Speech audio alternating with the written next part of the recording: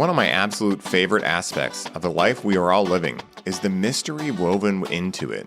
From an early age, I was fascinated by the idea of aliens, the paranormal, UFOs, psychic senses, psychedelics, and more. And as such, I have been a seeker who's been looking to explore these mysteries for the better part of half my life at this point. And when I first met today's guest, I knew I had found a dear brother, as he not only finds interest in these topics, but is also on the cutting edge of research, direct experience, and more of the aforementioned topics. In today's episode, we dove into how he first found interest in topics like these, some of the experiences he's had along the way, the value he's found in following his curiosity into exactly where he's meant to be in life, and much, much more. So please, help me in welcoming my man, Drew Bankey, to the show. Drew Bankey, my man, boy, am I excited to have you with me here today. You know, as I mentioned in the intro, I've had Drew on my other podcast, This One Time on Psychedelics. This is his first time getting onto the Highly Optimized podcast after we recently relaunched it. So we're going to be getting into, I imagine, a lot of stuff today. We may touch ETs, we may touch psychedelics, we may touch a lot of stuff. But before we get to any of that, I want to know, how are you doing today, Drew? How's your day going? Great, man. Just had a birthday recently on the 11th on Friday, turned 45. So yeah, just ready to jump, headfirst into this new year and new year of my life. And, just excited to see what this next, this next chapter has for me, So it feels weird. 44 was, I was getting older, but, I was still 44, but now 45, it just has like a different ring, a different feel to it. And, a lot of exciting things happening this year coming up. We have another episode of Homestead Rescue coming out that we filmed last year. So it'll be coming out towards in season 13, which will be released at the end of this year, which is on Discovery Channel. So that'll be our second appearance on that. And just that alone is just exciting. But been doing a lot of podcasts, been doing a lot of in-person podcasts, and got a couple viral videos out there on Instagram now from the Digital Social Hour with Sean Kelly. Mm-hmm. All three of the videos that got released on his Instagram, they all went viral right away within the first hour. They were well over 100,000 views. So it's exciting, to be in that arena, that tax credit of as far as the digital age now, being in a different tax bracket, maybe not financially, but as far as, clout wise. And it's just exciting, a lot of things working on getting on Rogan, finally got the booking agent's email and been talking back and forth with him, and basically just waiting on Joe to make a final decision. That's pretty much where we're at right now. But it's even just knowing that Joe's, knows your name now and you're officially on his radar. So, I'm sure the divine will, put it into place whenever it's right. But I feel it's coming, and if I can't make it on Rogan, I mean, who can? I check all the boxes to be on there, and just excited to get on that, that huge stage and share my story and talk about telekinesis and show telekinesis and stuff like that. That's one of my big things I'm showing now. Talking about now of just like how to transmute objects with your mind, and not only just your words, but actually just your mind, and actually showing people how to do that live in person is an amazing thing. Got a conference coming up. Are going to be in Wisconsin the 1st of May at Contact Modalities Expo, speaking that first day. So it's Friday, Saturday, and Sunday, and I'll be doing my main presentation on the main stage at 2 p.m. And then shortly following that, I'll be doing meditation with Hape optional. So, but that's a Friday, Saturday, and Sunday thing. Chris Bledsoe is also going to be there. Adam Apollo, Jimmy Church, Deb Shakti, a bunch of other names. They're going to be doing C5 Skywatches at night with Chris Bledsoe and myself and others. So that's exciting to get invited to there. And it was one of those things where it's a friend of mine that's putting it on, and I've been there and served ayahuasca up there in that area before for events that she's had. And to be invited to it without having to do a bunch of tracking down and emails and all that stuff, it's just, I feel like this is my year. This is it's going to be a big year for me, so I wouldn't be surprised if this is the year that I go on Rogan and blow up the internet.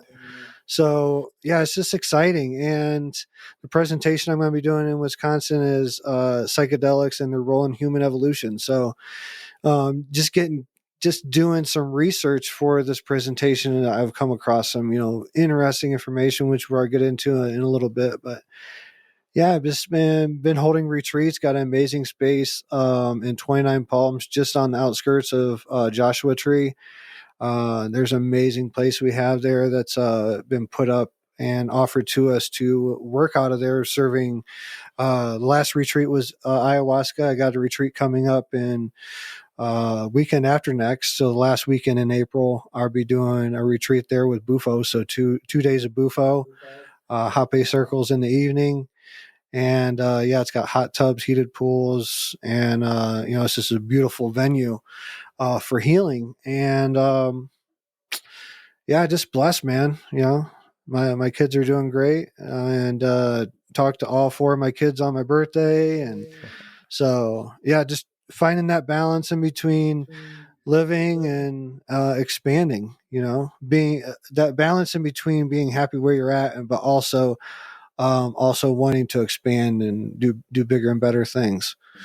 We have here on the homestead, we're getting our garden ready. It's coming we're within a couple weeks of planting our first, starts outside. We got starts already in the inside greenhouse. We have 2 goats that are pregnant, that are due within the next couple weeks.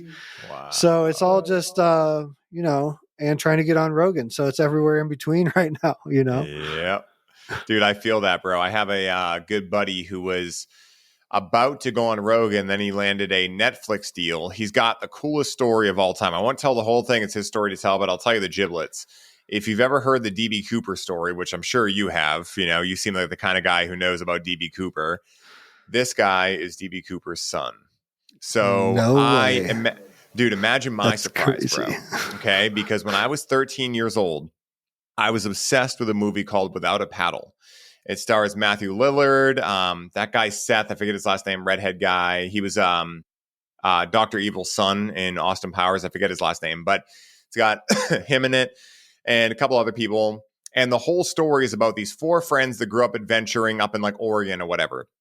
They all get older, whatever. And the one that was the most successful, the one that like they were like, wow, that guy just wanted to do great stuff, he passes away on like some crazy accident or whatever. So they all go up to celebrate him. And they decide, as like a send-off to him, let's go try to find DB Cooper's treasure, like we always did as kids. And so the whole story is about them going after this treasure. So as a 13-year-old, I had a fucking big open loop because I wanted to know, I'm like, what happened with DB Cooper? And obviously, if you look it up online, for anyone who wants to look it up, there was a documentary that came out about 2 years ago where Rick's dad is actually the 4th suspect in the HBO documentary, but no one really knows who it was or whatever.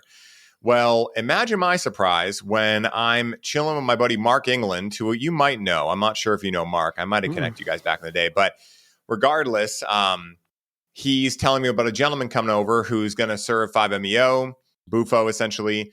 And I'm like, yeah, sign me up. I've always wanted to try it. So when the guy gets there, I'm talking to him. Mark's like, you guys are going to love each other. And I was like, cool. The guy seemed awesome right off the bat. We're nerding out. We're talking. And so we go into the other room and he's about to serve me. And that's when Mark's like, hey, did you tell him who your dad was? And I'm like, oh, who was your dad? And he's like, you ever heard DB Cooper? And I'm like, wait, what? And then he's like, all right, take this hit. And I'm like, oh my God, no, wait. And so like, literally that was one of those examples where my 13-year-old self and my 31-year-old self just magically found a way to come together. It was like, holy shit, man. If everything led me here, I finally got to close that loop. So wild, man. But he was about to go on Rogan, but scored a great Netflix deal. He's going to go on after the documentary's out, but it'll be like a year and a half. Wow. But a couple of things I wanted to mention. I just turned 34. So on the 28th of March. So you in Aries too? Is Yeah. April 11th still Aries? Yep. Perfect, dude. Aries gang. Let's go, bro. Yeah. My little joke for it is always, we don't try to be the best. We just are as Aries. Just kidding, listeners. Just kidding. That's the Aries energy. If you know it, you know it. But it's funny because, 33 felt very different than 34. Like 34, I'm very excited for it, but it does feel a little bit older, which is okay. It is what it is. Yeah. Just has a ring to it. Yeah, man. I wanted to ask you, were you as shocked as I was when you showed up to Digital Social Hour and Sean was like 6'8", dude?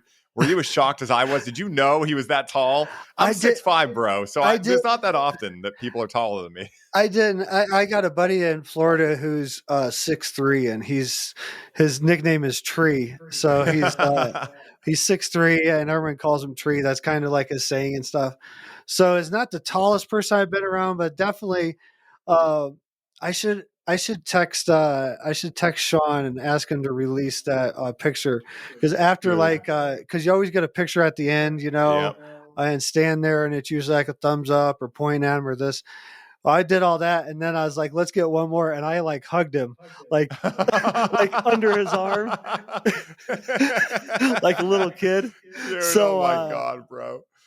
And I'm in a blazer and stuff, so it's kind of funny, but I would love for him to release that picture. But yeah, I mean, shout out to Sean. He's a great guy. He's really put me on the map with my Insta is growing by 40 to 60, 70 new followers a day.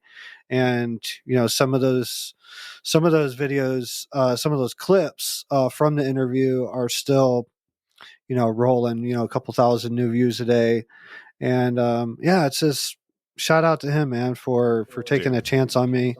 The video on YouTube is approaching 14,000, so it's one of his more viewed videos on.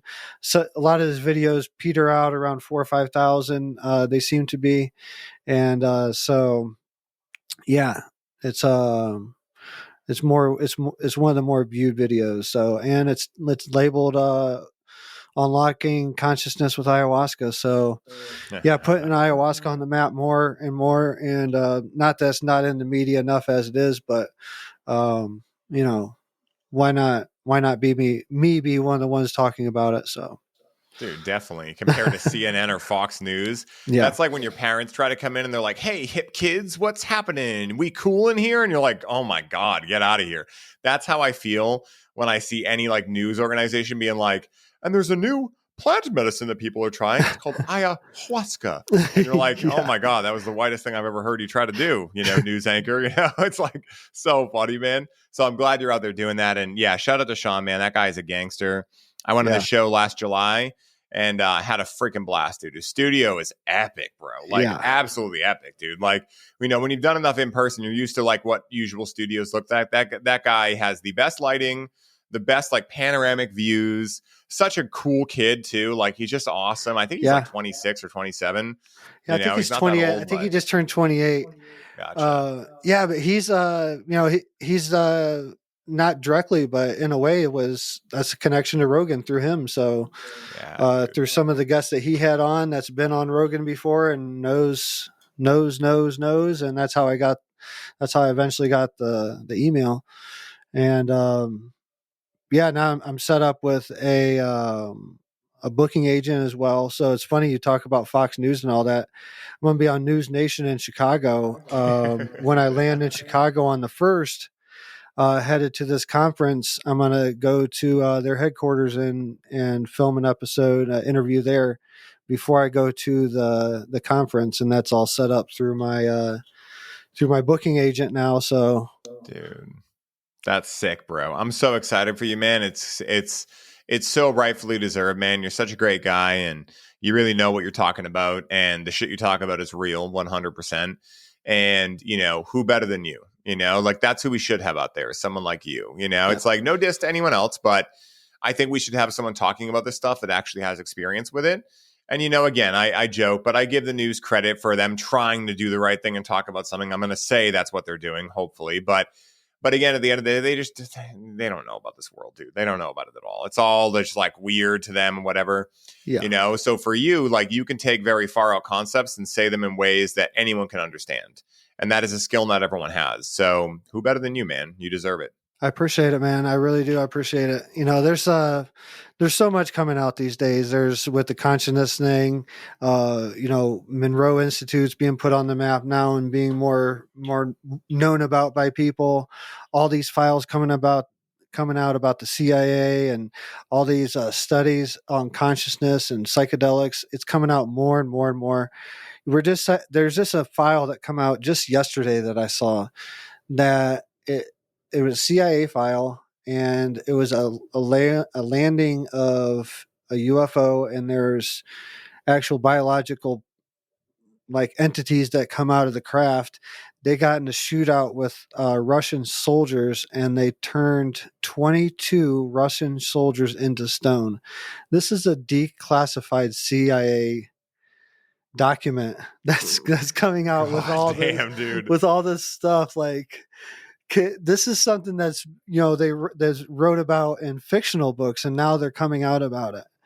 And you know, just there's so much interesting. So we're living in an amazing time. I say that all the time, but it's becoming more and more clear that, you know, a lot of the things that I've been talking about and been shown in visions and downloads, et cetera, over the years, they're coming more and more true all the time. It's just amazing to me that for one, that I get to live in this time. For two, I get to raise children in this time, and for three, I get to be one of the voices in this time. And you know, I couldn't be any more humbled by the whole experience. You know, people like years ago, like when I first started talking about it, they're like, well, the stuff you're talking about, you know, keep your be humble and all that. And I was like, well, I'll try. And I worried about that, but I didn't realize when the time actually come, the whole weight of everything, it would balance out self and humble. It would end up humbling myself in the whole process. Just the magnitude of it, and really understanding of exactly what I'm bringing to the table, like what I'm putting, the information that I'm really opening up in people, not me holding my hand up saying, hey, look at me, this is what I can do. I'm like, but me telling my story is hopefully opening up other people to have their own direct experiences to really absorb what's going on right now. Because you can read all the books that you want, you can watch all the podcasts that you want, but it's about the experience, and that's what really changes you, you know. And hopefully me speaking and sharing my experiences will usher other people into having their own direct experiences with spirit, with plant medicine, whatever it is, with ET, consciousness, source, and however that looks, whether it be with plant medicine or not, you know? Yeah.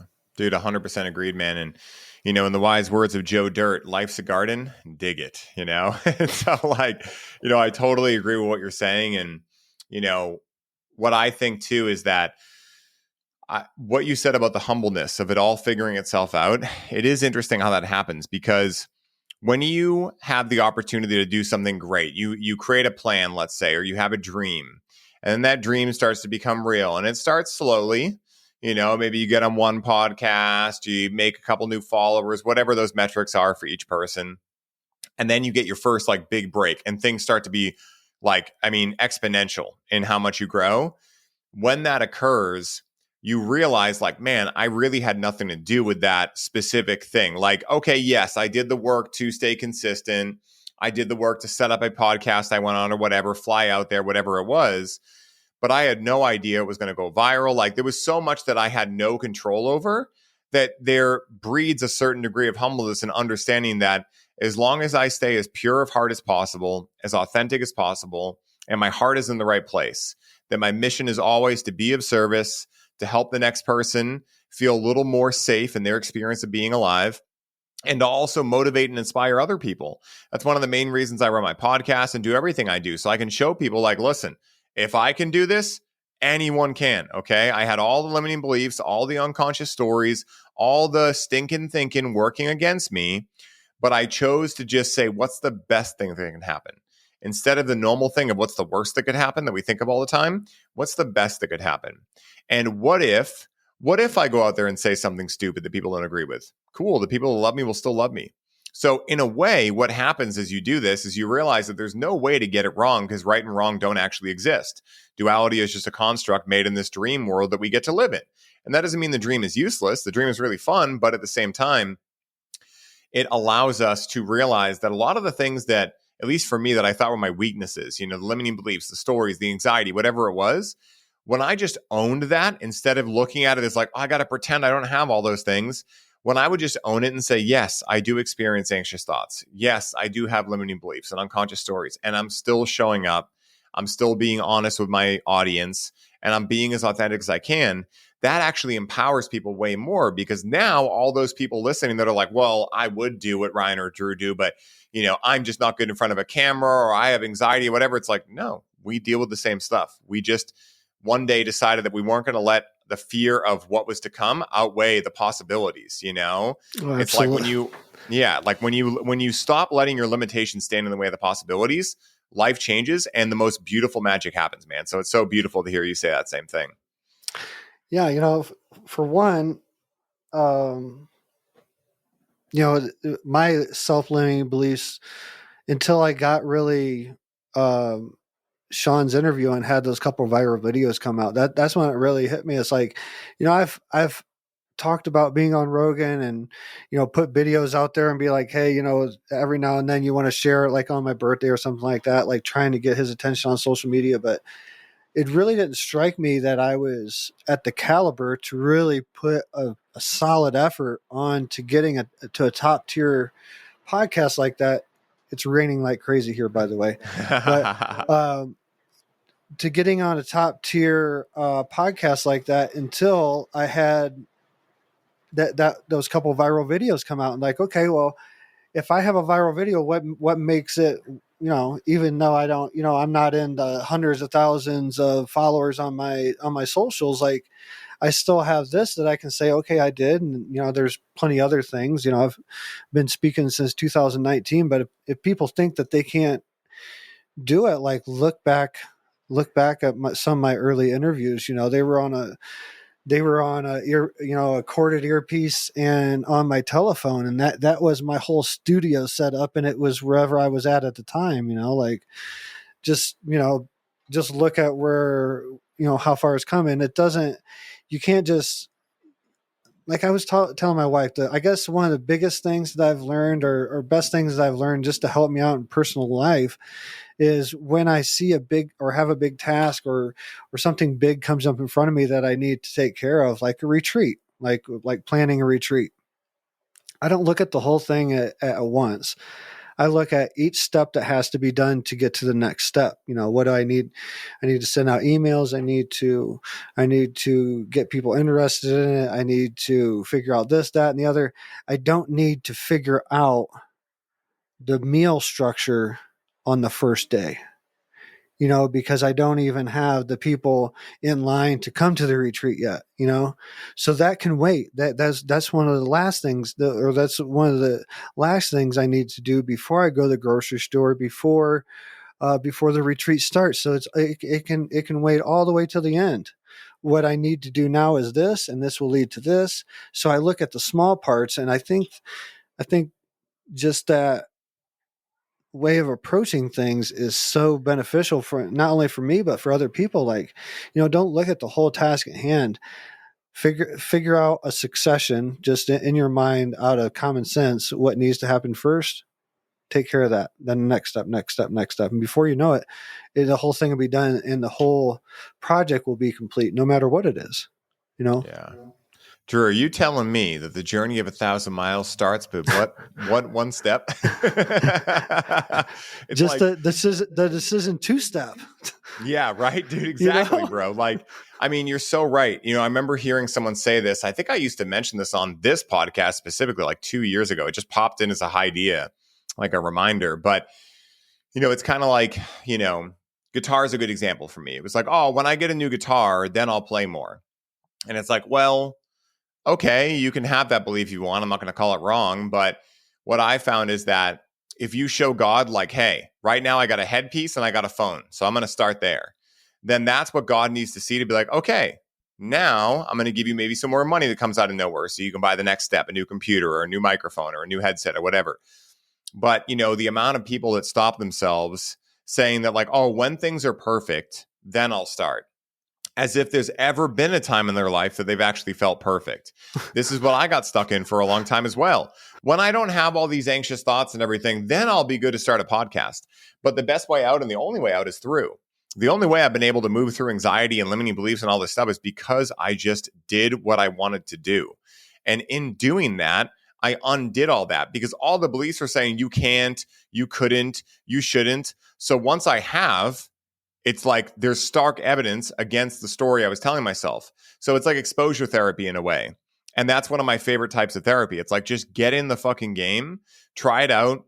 Your first episode is going to be something that probably a year later, you're like, oh my goodness, that was so silly. But also you're going to be fucking proud of yourself because it has to start fucking somewhere, and that's why a lot of people never start, because they're afraid to look like a beginner while they're a fucking beginner, Well, no, everyone's got to begin somewhere, but it's Exactly. Perception, our own perception is our biggest enemy. If we can work past that and, step off that cliff and take that, dive into that water, not knowing if there's a rock underneath, but you saw the last person, jump into that same spot. So you can, you can say that that's probably a safe place to jump, but your mind's sitting there going, oh, what if there's a rock there? What if a big fish comes up? What if, what if I hit the water wrong, this, that, and the other? Just jump off the cliff and just do it. Like, 99 times out of 100, you're gonna come up and it's gonna be the best experience of your life. Yeah, and if something happens, so be it. That's just the creation. We are energy. We agree on, as humanity, we've agreed on two facts that contradict each other, and we will not ever agree to it. It's crazy. Energy doesn't die. We can agree upon that. Science has proven it. They teach it in schools. And we have energy in our body. There's a spark. I mean, they will literally put paddles on you and put a spark back into your heart when you die, like, and try to start your heart back. There's an electrical spark we don't know where it comes from. We really don't know how it starts. We're still trying to figure that out. If it's point of conception, point of birth, this, that, and the other, who knows? But one thing we can agree upon, there is energy inside of us. So that's another fact. But then we say, like, okay, but when our heart stops, that energy just goes away. That's, one fact contradicts the other. But if you're talking about reincarnation, if you're talking about, we do live on forever, the true point of living eternity that the Bible talks about and all these spiritual texts talk about, that's been written for eons, including hieroglyphics and petroglyphs that's found around the world, that dictate this truth that we reincarnate, that our energy lives on forever, our consciousness lives on forever. Those two facts support that truth. So that's those two facts combined support that truth, but those two facts combined contradict the truth that we've been taught all along. And that's where we need to start off at. Like, why is this being lied? Why are we being lied to like this? And it's about control. And it's about industry. It's about the medical industry. It's about all industries that are connected to the death, the burial aspects. Hearses, like funeral homes. Just think of not only just the direct businesses that are in line with the whole idea of death, but all the other things. Like, in other countries, it's not dealt with like this. It's not portrayed like this from the beginning. There's some cultures even in India that believe, like, you should eat the human body. Like, it is considered a great, like, honor for your body to be eaten by your family. Mm-hmm. Because they understand that's not really you, that's this energy, like your whole body is energy, especially in this 3D, and it can be transmuted, especially if you're a soccer team that gets stuck in the Andes or something like that, and have to spend a couple months out there back in the 70s or something like that. But in a situation like that, that's the body is energy, and just because in the Western world we would never think of doing anything like that, there's pump them full of formaldehyde or cremate them, or everything else all these other ideas that we have around when people die. But if we understand like what the truth is, like we can start to change all those habits that are really based around money. Like Mm-hmm. We've been living a psyop that's been generations long, and it keeps going on and on, keeps getting deeper and deeper. But now we're starting to figure it out through psychedelics, Mm-hmm. and through the research that I've been doing for this presentation, just getting some interesting things to start the research. They're finding proof in Neanderthals dating back 50, 60, 70,000 years in the plaque that's in their teeth. They're studying that plaque and finding remnants of psychoactive plants and compounds in the calcium in their teeth, not only showing that it was a one-time thing or at death type of thing. This was something that they did throughout their lifetime. So they're basically using the tartar and plaque that's on that is caked in their teeth, and they're using it basically as like you would do rings in a tree, and they're figuring out throughout their whole life they would continually do psychoactive compounds because there was different layers of this. Dude, so wild, bro. And you said so much good stuff in there that I agree with 100% all of it. And to add in to this psyopness, we were talking about money, right? Money's not even fucking real. Like, it's literally monopoly money. And for anyone who hasn't looked into this, look into my episode on this one time on psychedelics with Brandon Joe Williams. But, again, like what we learn when we actually dive into all of this, like, do we have to pay taxes? No, actually, we do not. The way that people get fucked with taxes, because the question I get asked immediately is, yeah, well, then why do people get arrested for taxes? There's a very different game when you try to play within their trust structure, the in God we trust, and you try to hide and lie from them. You're playing in their yard. They're going to fuck you and arrest you. But if you opt out of their trust and you start a totally different trust with your own bylaws, then you are not in the jurisdiction, even if you're in the state of Massachusetts, Colorado, California, wherever. You're not living there. You're residing, right? There's certain language. But at the same time, like, nothing that we think we have to do is actually what we have to do. I have a good buddy, Adam Shell. I'll have to connect you guys. He's fucking awesome. You would love this guy. He is a exquisite conspiracy theorist. And I don't even say that term seriously. It's a realistic realism theory, but he talks about how he was like, well, there's two things that human beings, like pure human beings, would never do. And those two things are fuck with human biology and do sexual acts with children. And he said, once I realized that the powers that shouldn't be were doing both of those things, all bets are off. So he said, now anything they tell me, I take the polar opposite and I walk my way back from there. So if they tell me the earth is round, it's got to be flat, and I'll figure out some middle ground from there. If they tell me this is going to kill me, it's probably the best thing for me, and I'll figure it out from there. And so, it sounds funny in theory, but honestly, as I've started to just experiment taking that idea on, it's actually not bad. Like, it doesn't get you in any worse place than listening to the mainstream media, put it that way. Now, I'm not saying people should go out and just try the opposite, but like, think of it, create a theory around it. What if, let's say, cannabis is a good example, right? The government said for years, cannabis is going to rot your brain, all these things. Well, what if you took the opposite truth, which is, what if cannabis is actually really essential to human beings' lives? What if, like anything, like water, you can overdo it, but at the same time, like, what if this plant has been here co-evolving with human beings for millions of years? What if I took that belief and went to a different place like Jamaica, and I interacted with the Rastafarians for a while, and I saw how they viewed it? What truth would I find down there? And what you'll find is that obviously nothing is objective in nature because perception equals reality, aka whatever story you've created around said subject creates the experience you have of life in general. And what you start realizing is nothing is inherently true. So the things they're telling you are true are only true because they're working to a certain outcome.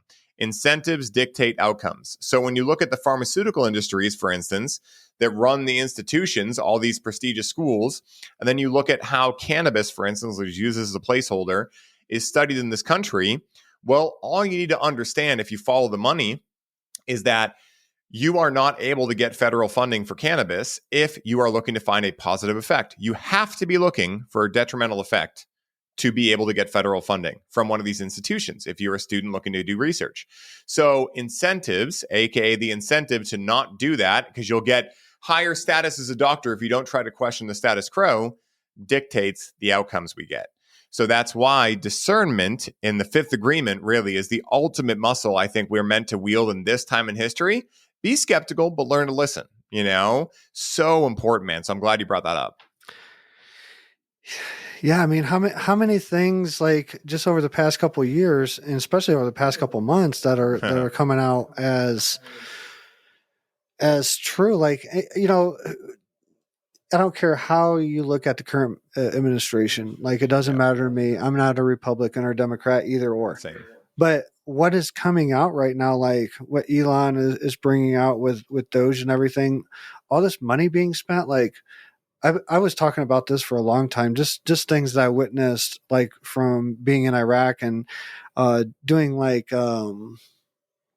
doing inventories before we would come back, like doing inventories of Connex's like equipment and stuff like that. There was some of the stuff that was totally off books that we found, close it up, forget about it, and forget you saw that, And then so I was witness firsthand just to a small part of it, but I knew at that point it was much bigger than I could ever imagine. Now it's starting to come out where everybody's seeing like this, like no matter how you look at it, like there is a lot of corruption. There's a lot of people that don't need jobs in the U.S. government. Like there is, and we're starting to see that like there is useless people and useless money being spent, not just in jobs, but just everything. Like, the jobs and positions in the VA and stuff like that are finally coming out. They're redoing everything, which is exciting for me as a veteran and any veteran that's been through the VA and been through the system and for any amount of time knows that there is exponential waste of money in that system. It's a broken system, from the top down. All departments, the medical. There's two different parts of the VA. There's medical side, and that's where the healthcare and stuff comes from, and then there's like the pension and retirement, things like that. That's there. So those are the two, but all the way from top down, both sides of the VA, all of it's messed up and needs to be rehashed. And that could go for the whole government itself. I spoke on Sean on Digital Social Hour. One of the things I spoke about on his show was I saw a while ago while in the middle of Biden's presidency, I had visions and messages that Trump would be the last. Well, no, this was when during Trump's first term.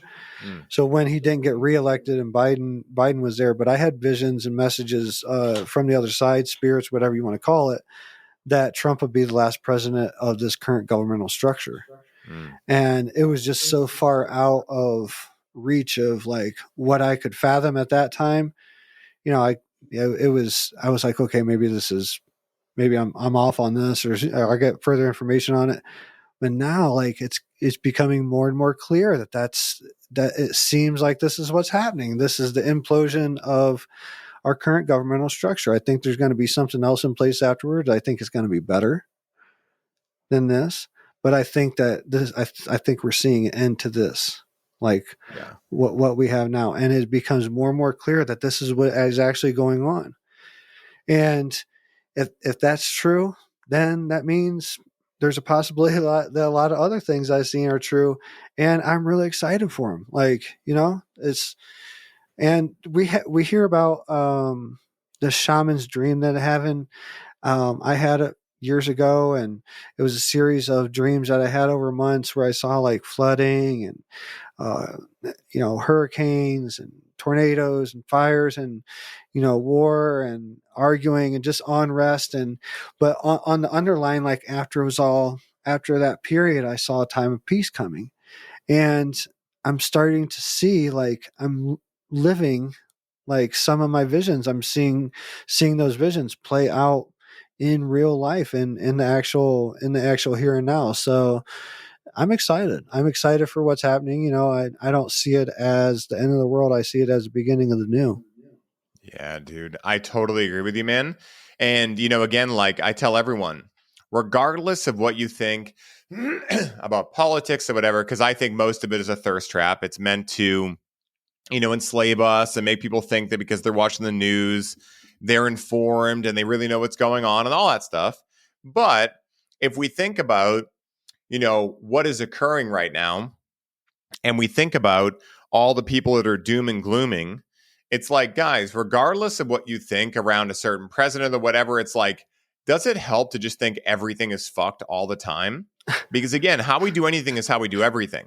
So these people I see, some of them are, friends, family members, etc., that are always complaining about politics or whatever. It doesn't stop there. They're complaining about the person that cut them off. They're complaining about why they can't go live their dream. They're complaining about why they can't get fit. They're complaining about X, Y, Z, X, Y, Z.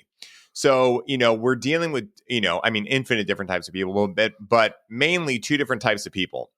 Those coming from what could be called a growth mindset or a positive mindset, glass half full mentality, and those coming from a limited mindset or a negative mindset or a glass half empty mentality.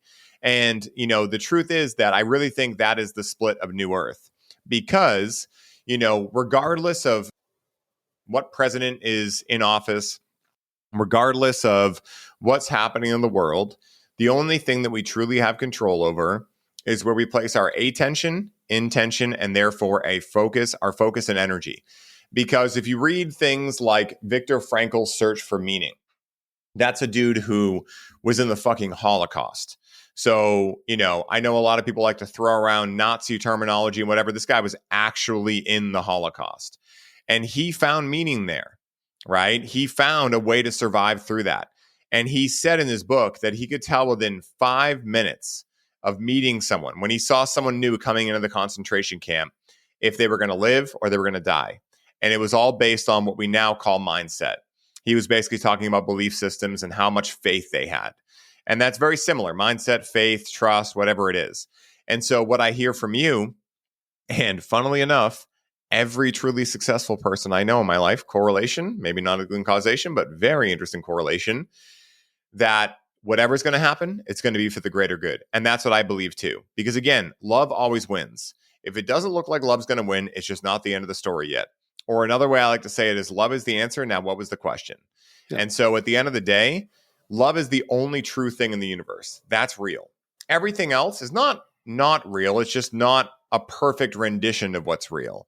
It could be a fractal of love. It could be et cetera, et cetera.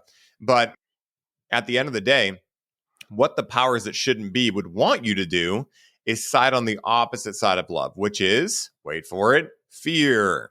And so maybe someone listening right now is feeling like maybe this is you. Maybe this is someone that you're close to.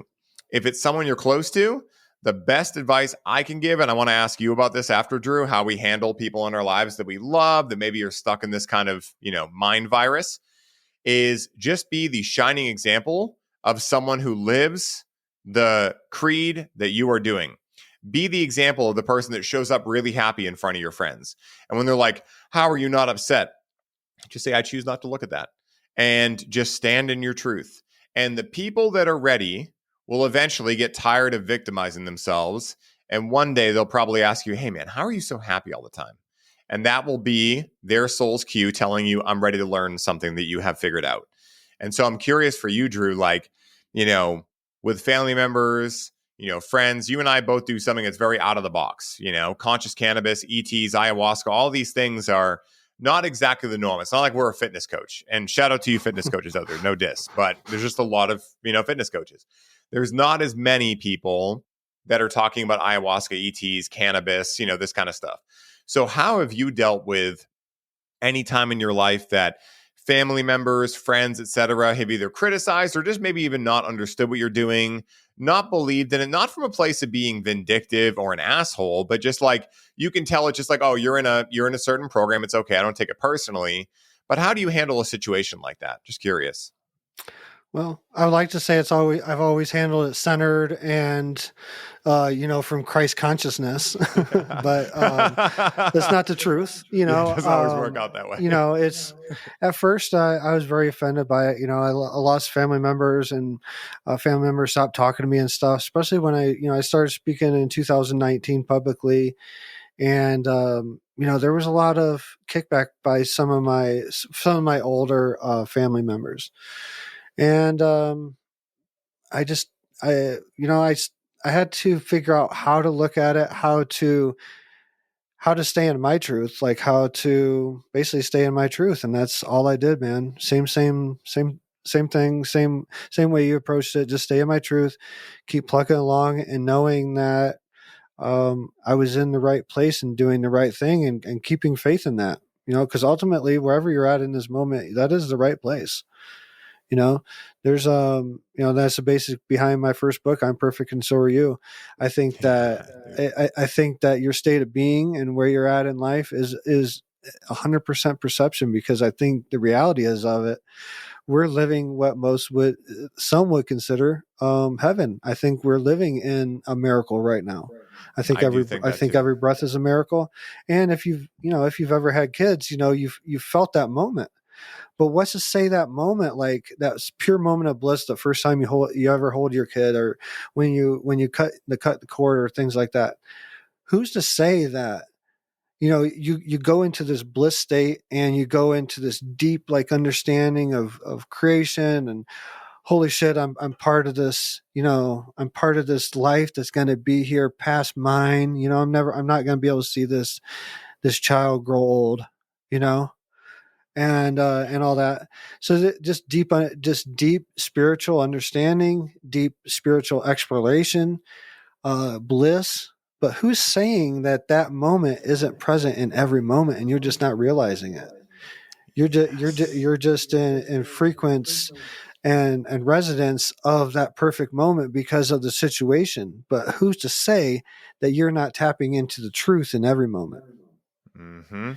Because how many times have we made up a story about our friends or our family or this and that and the other? Like, oh, Hamilton hasn't texted me back, so that means he doesn't want to talk to me. He doesn't want to be on the podcast.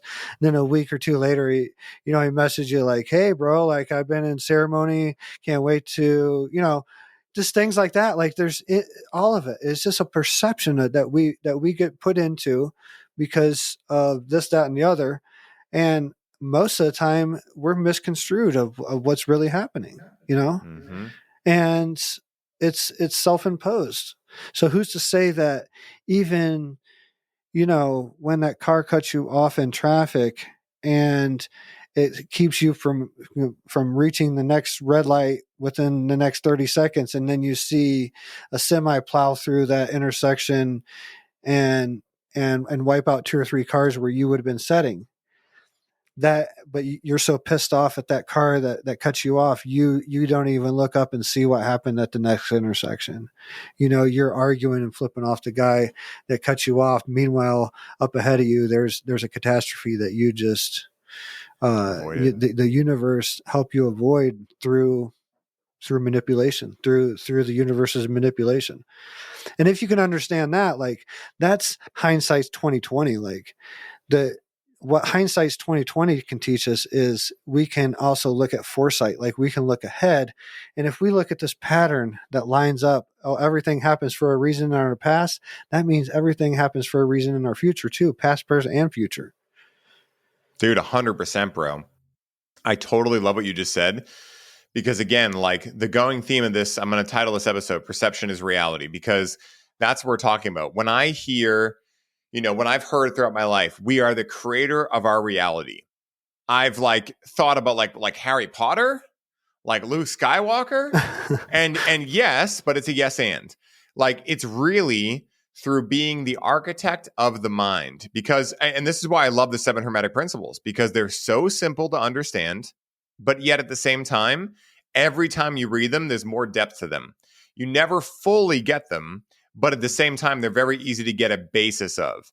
Versus, when you look at people reading the Bible, for instance, that's just causing arguments fucking everywhere. So for me, the language of God will not cause arguments. Okay. So what I'm seeing there is the language of man disguised as the language of God. And then people are arguing around it. So I try to find simplicity because I really feel like if you look at kids, for instance, their lives are simple, not easy, but simple. When emotions come up, they feel them because they haven't learned they're not supposed to, or certain ones are good, certain ones are bad. You can't do these ones around certain people. You have to be a good boy and sit in your chair, or a good girl and sit in your chair. They haven't learned all that yet. So their life is just simple. They shit when they got to shit. They piss when they got to piss. They laugh when they want to laugh. They cry when they want to cry. And then as they get adulterated, that's where all the challenge happens because they get put more into complexity. And this, I think, is by design and part of the game we're playing. So it's not bad, but it's part of like the fun challenge that God has created for itself while God is in drag here as human beings to play the only game left in the universe, which is what if I forgot everything? Because if you're everything, if we're the all, then eventually I got to imagine if kids are curious, if we're curious, then if we're created in the eyes of the creator, then the creator's curious. And when you're the all constantly, I imagine you get bored after a while. And so the only game you can play when you're the all is believing you're the nothing or you're the separate piece, right? And then finding your way back home to that totality while you're still in this illusion of separation. That's the myth that I like to give myself that empowers my reality. And that's what we're talking about, is that nothing is inherently real or unreal, true or untrue, etc. So really the power we have as creators is to create the life, the stories, the beliefs, the friendships, the experiences that fucking make us feel awesome. And then when we have experiences that maybe we don't feel so awesome in, what we're able to do then is relate them back to, okay, well, I must be having this experience because it must be getting me closer and farther into what's awesome for me. So it's kind of like this. It's like you're walking on a hiking trail. You got a backpack on. Backpack's heavy, but you're just excited to be walking. But you're getting tired, but you're not really admitting it because you're just trying to put one foot in front of the other and be a David Goggins or whatever it is. And someone stops you on the trail. They're like, stop. And you're like, dude, I want to keep moving. Objects in motion stay in motion, bro. I got to keep moving. And they're like, no, we got to stop you. We got to look in your backpack. And you're like, dude, it's fine. Just keep me going. And they look in there and like, are you aware, Drew Bankey, that you have 3 cinder blocks in your backpack? And you're like, wait, really? That's all I'm carrying back there? That's fucking weird. I thought I had water and snacks and shit. I'm just carrying cinder blocks. And they're like, let us take this out for you. And then you keep walking and you go even faster so you can get closer to your goal. You had to go through the stopping in a way, the getting clear again, the going through a challenge of some sort. But challenges are just opportunities in disguise, is the myth I give myself anyway, Sure. And that's the power we all have. And it's really cool when we think about it like that. No, I love that. That's it goes back to some of the, like one of the things I would tell people, like when they come out for, be scared to go into ceremony, not necessarily when they would come out. It'd be like when they would respond to, a posting for a retreat or something like that with the email. And one of the first some of the first questions, well, I'm afraid to lose control. I'm afraid to do this. I'm afraid to do that. Well, what if you let go of drinking coffee for a month or 2 or 3 or whatever, and just that everyday dopamine rush that you get from hearing that coffee percolate and pouring it in there, and then pouring. I know the feeling because I go through it every day now, but I'm willing to give that up at any given moment to see what's on the other side of it. Like, what could I gain by letting that go? Like now I'm at the point, like, I'm not doing much psychedelic work. I'm just processing the massive amounts of psychedelics I've been taking. I might microdose and things like that, but I'm not really doing huge ceremonies for myself anymore. So that I can have that coffee every day. It's only giving me more enjoyment in life to do that. But I know that if I have to give that up, like, okay, I need to recenter myself. I need to go back and set with ayahuasca for a little bit. I need to give this up for a couple. I need to give this up for a couple months to go do this ayahuasca ceremony. But at the beginning, like, I would talk about not drinking for a month, no alcohol for a month, no coffee for a month, no sex for a month. Like, you're crazy. Like, those are the things that drive me in life. Those, like, that's my holy trinity, you know. And to give that up for a month, 2 months to get prepared for ceremony is crazy. But what afterwards, what I realized, what come out of those small sacrifices for the small amount of time, like, it was invaluable what come out of it. Like, people just don't understand, like, what else life, what else life has to offer on the other side of that, just to give up those small things, like those small points, what else you can accomplish. And that's it's not only just taking out the bricks, like, but to understand, like, you could take the whole pack off of, and you could possibly, like, levitate, like, not like literally, but maybe one day literally. But it goes way past just taking the bricks out of your backpack, man. There's things that, if we let go of things that we have things weighing us down and we don't even know about, man. And that's the basis we were talking about with the bricks. But there are magical things about us inherently, just as human beings. You don't need anything to access them, really. Mm-hmm. Psychedelics just make it easier and streamline it, And I think, like I said, it's been proven that for the past, probably around 100,000 years plus, and we're starting to, that line's always moving back, as we start to uncover more and more things, and technology starts to allow us to explore more and more things, especially underwater, things like that. We're finding all these hidden treasures under lakes and things like that, because of these new technologies are just coming out over the past couple of years. But it's moving our timeline back on everything. And it's exciting because we're starting to figure out that this whole pattern, even with psychedelics, has been going in and out through eternity. And I think that's what we're going to start figuring out now. I co-host over on Spaced Out Radio every Friday and Saturday night. The after hours, it's really late at night, but I give my opinion on the guests. So the guests will have the first 2 hours, and basically I had about 45 minutes at the end of the hour, late at night, every Saturday and Sunday. But I've been doing that for about a year. And one of the things I talk about on there, one of the many things I talk about on there, is how, we're expanding, and we're only just now starting to figure out, like, how far we're expanding, and these, these extrasensory things that we're working on, telepathy, telekinesis, and all these things that just a few years ago we were talking about, and they weren't even in the conversation.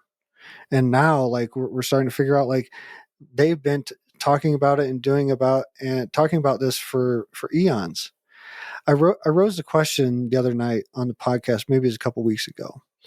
What if what we're finding right now is evidence of human civilization being caked on top of each other, ending, being covered in dirt, ending, being covered in dirt for eons?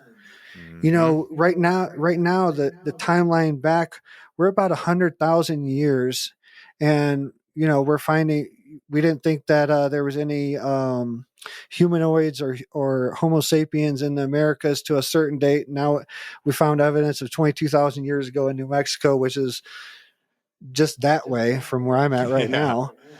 now. And that set the date back years. But what if the biggest thing we're going to find in our lifetime, and I think we are, there's proof of Egyptian stuff in the Grand Canyon, Mm-hmm. tomb, shrines to Osiris, Isis in the Grand Canyon. What if we are just cycles? The cycle just keeps going over and over again. And this is what my medicine teacher Renato has spoke about before.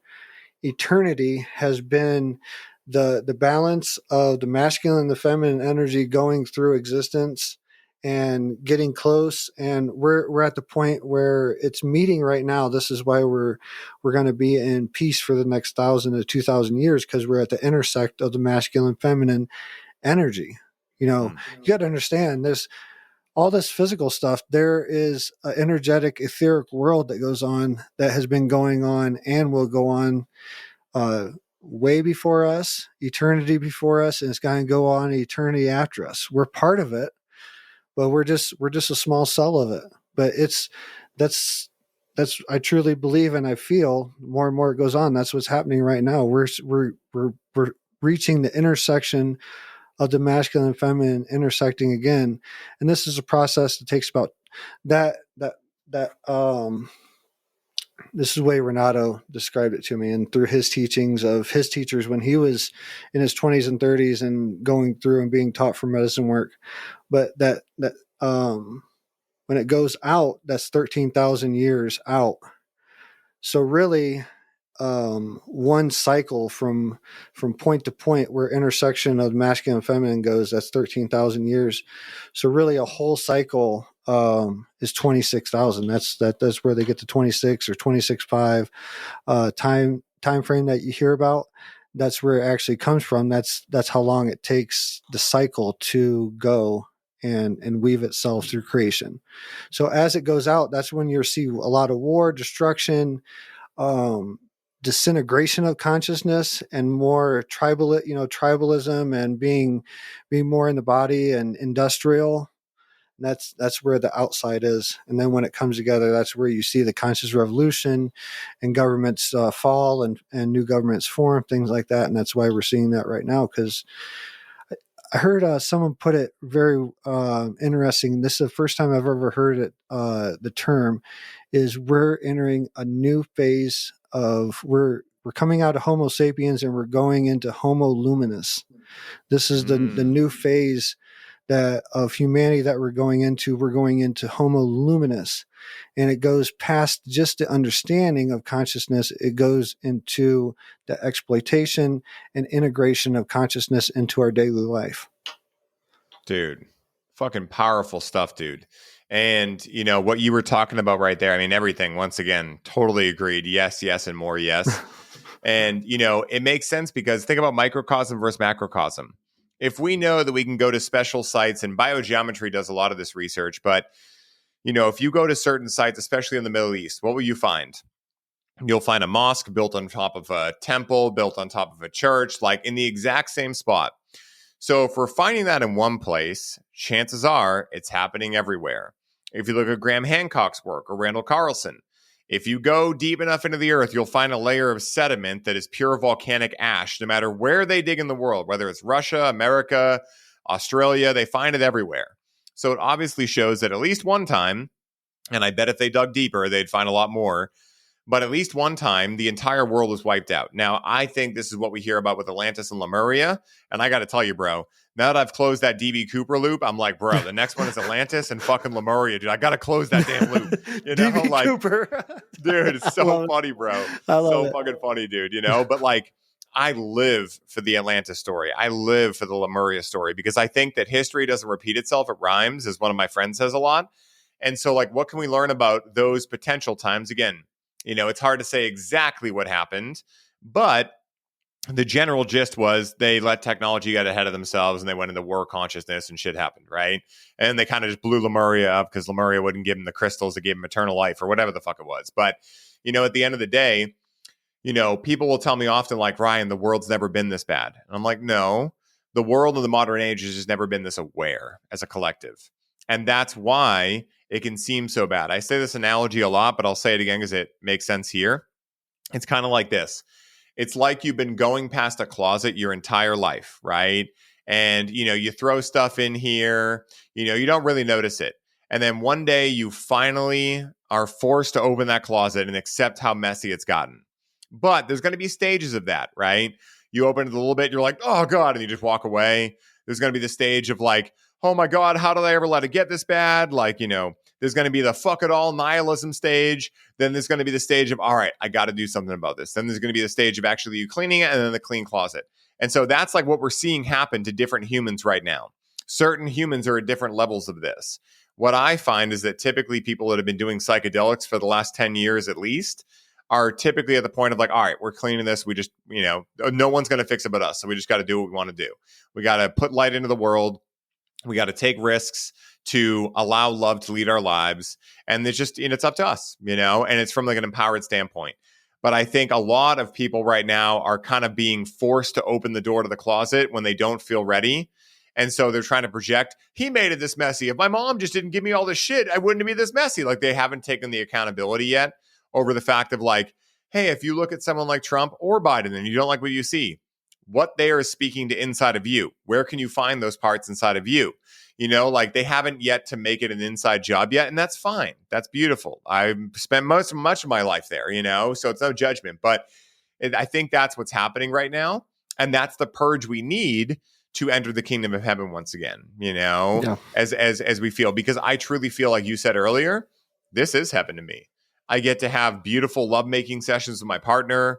I get to go through happy accidents in business that, yes, frustrate me in the moment, but after, when I'm back in my power, I'm very grateful for them. I get to speak to amazing humans like you. We get to do this through a fucking technology of a fucking screen with pixels in it. We have the technology of biogeometry to protect us from the technology. So it's like, and think about this, right? I joke about this often, but like, can you picture trying to be a highly optimized individual in like 1984? It was like, cool, get used to eating kale because that's like all there is. These days, you can get fucking organic Oreos. It's so much easier to be a healthy person today than it was, say, 20 years ago, in a way, actually, Sure. because the topsoils are much worse now than they were 20 years ago, yada, yada, yada. But, overall, I think we've never lived in such an abundant time. But also, we've never lived in such a distracted time and such a dopamine hijack time. Sure. And so it's almost like we all skipped leg day. We have yoked upper bodies, but we have chicken legs, dude. And that's like our soul's evolution, the legs, versus the intellect or the ego, which is the upper body. And I think people are starting to realize, I got chicken legs, So, yeah, the big bodybuilder walking out with that and his legs crumble when he walks out. Yeah. Yeah, I see that too, man. But I think there's a reason, like I've said before, that I'm into homesteading and things like that. Why I have the garden. This not by any means that we're not fully self-sufficient. Like Decentralization. Like even this year is going to be our best year that we've ever had for the garden, and we're still going to go. We're still going to get groceries from the grocery store.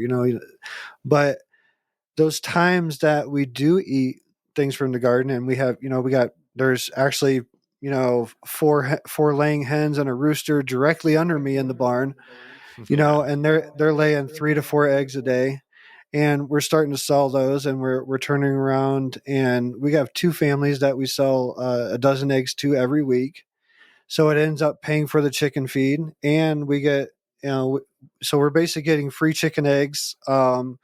And, when the chickens stop laying, we're going to have chicken dinner, and, we can get some of those eggs we can incubate and get more chickens out of. But it's very empowering, especially like having my children, Ember's about to be 2, Hawk's 3.5 now. And, many times a day, like I check eggs twice a day, and lots of times, at least one of them or both of them will want to go out with me. And I involve them in getting the eggs. But just that one thing, even though we know we're not living off of eggs, but we do eat those, we do eat them. And I remind the kids, this come from our own land. Like we fed those chickens, and this is coming from our own property. This is true self-sufficiency.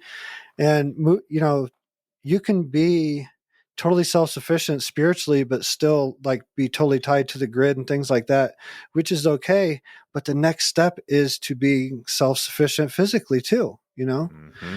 You can be a guru or Gandhi, but if you're getting, eating fast food every day like that for your big meal of the day, there's something off balance there. And there's power in creating your own food, and because it's a ceremony it's one of the oldest ceremonies known to man. It predates psychedelics or anything like that.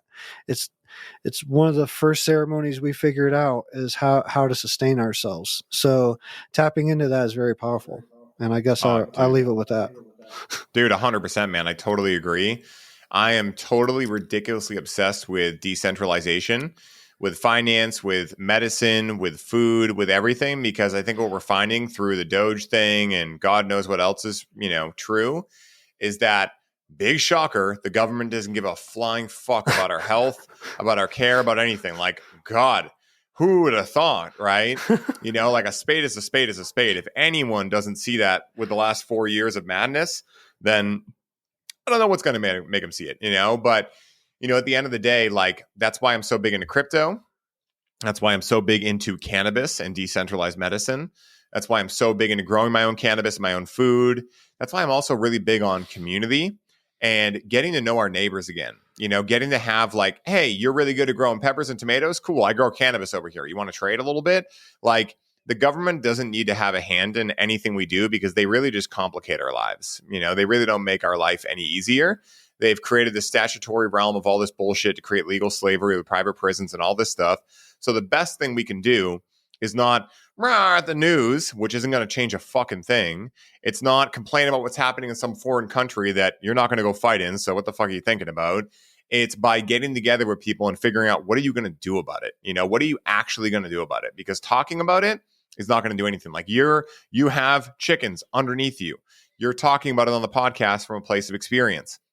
I grow cannabis. I teach people how to do that. It's like we all have our little thing that we do.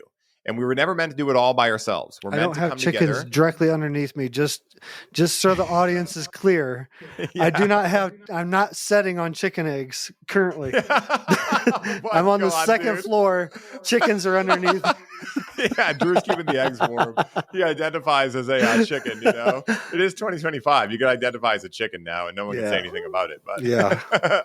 So funny, dude. Well, Drew, this has been amazing, bro. I can't wait to have you back on again and again and again.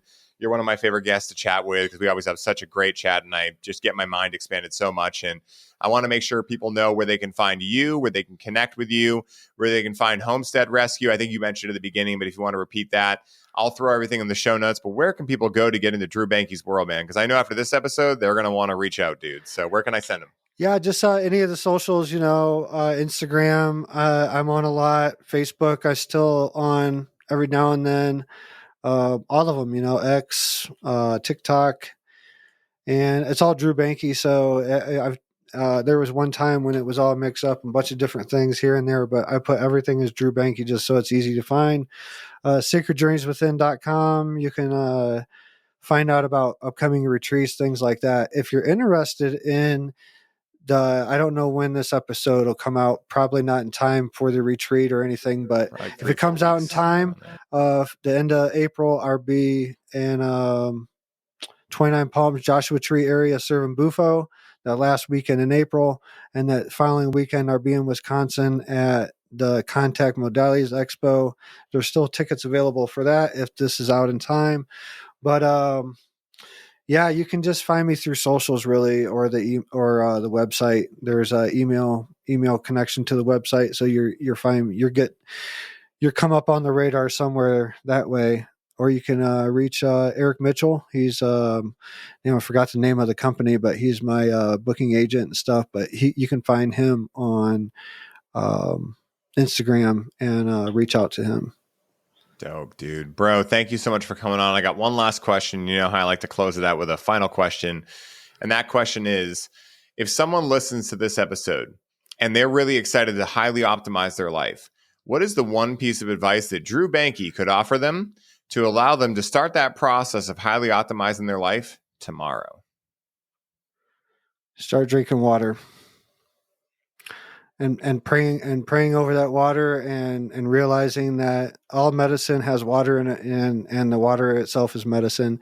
You're made of water, so the best way to start alchemizing yourself is changing yourself from the inside out, and that starts with the physical aspect. So that's why all ayahuasca ceremonies, they start with dietas, things like that. You got to get the you got to get the temple right first before you can hold ceremony in the temple, and our body's the temple. So start off with water, and a glass of water every morning, first thing you do when you wake up, and start off there and put that intention is, I want to change. I want to be the best version of myself. I want to know why I'm here, because those are the questions inside of us, really. Like, why am I here? Why am I breathing air right now? Like, what is my purpose? And you can do that with water, and Emoto showed us that back in the 90s. And, that's the secret of water is the secret of life, because water is life, and our body's made all that water. So 100%, dude. I feel so grateful because, when you live in Boston, it's not like living somewhere else that has a lot of fun stuff going on all the time. But if you go on findaspring.com, like all the spring water is in the Northeast. So there's a park called Wampatuck State Park that's about 15 minutes from me. And they just have a free spring fill up, and they redid the entire thing. It's amazing, dude. It's like this beautiful old park. It's like, probably 100 acres. It's fucking huge. And you can get lost in there for sure. And it's all Native American land from back in the day. And it's just a beautiful place. And yeah, man, spring water is the GOAT, Yeah. And, making sure that you're filtering your tap water for your showers and things like that. And have you tried that structuring wand? I forget the name of it offhand, but it's like the guy was on Paul Chek's podcast a while back, but it's a little tiny wand. It's like $200 and you can structure your water with it. You just stir it with it. Yeah. I didn't know if you had ever heard of that, but no, I haven't. There's what's real popular right now. I'm seeing like this whole like fad come out. Like there's always a fad that comes out in the springtime. And one of the things is these hydrogen bottles that that make that infuse hydrogen into your water. Let me tell you something. Like the biggest thing to infuse water with is your own body. You command 80% water. However big your body is, just think of how much water that is part of you. And, that's one of the most powerful things. Like ayahuasca's base thing, if you were to look at the ingredient list on the back of an ayahuasca, if it had an ingredient list on it, the first component in ayahuasca is water. The biggest component in ayahuasca is the water. And the chacruna and the capi vine, they help alchemize it, but it's ultimately all coming from you. So yeah, drink water, take your shoes off, get out in nature, ground. Especially it's coming in the spring, summertime, walk out on the ground as much as you can, and wait for that ceremony to find you, whatever it is, whether it be a silent retreat, darkness retreat, ayahuasca retreat, 5-MeO, bufo, whatever it is, or just doing 30-day microdose of mushrooms, or changing cannabis in your life from an everyday habit to a sacred exercise, whatever it is. Like let it be not. It will become clear to you, but start off that way. You don't have to start off with. A lot of people talk about psychedelics, things like that, as a crutch. I tend to believe that a little bit. Like why not start off in being self-empowered and showing yourself that you can create change without anything else but your thought. And when the time's right, use psychedelics to amplify that and take you to the next level where you really want to be, and finding true freedom and peace within yourself, because that's what we're searching for ultimately. We're searching for truth, and we're searching for inner peace. I don't care who you are. That's what the bottom line is of our existence. So. Mm-hmm. Dude, spoken like a true wizard, my man. I totally agree. Yes, yes, and more yes. As the kids do these days, I would do some snapping sounds. That seems to be very popular these days. But guys, like I said a little while ago, I love Drew Bankey. He's absolutely epic. And as you guys heard here today, he is a wealth of information and wisdom. Make sure to go down to the show notes, give him a follow on Instagram. He's got some great content that you're going to love. Definitely check him out on the Digital Social Hour and stay up to date with all this guy's doing, because even though he's already done a lot of amazing stuff, he's only just getting started. Let's help co-manifest him getting on Rogan. And if you guys love the show, go give it a 5-star review. Helps us get the show out to more and more people like you that are awesome. And until next time, everybody, may the source be with you to infinity and beyond. Peace for now, everybody. Bye.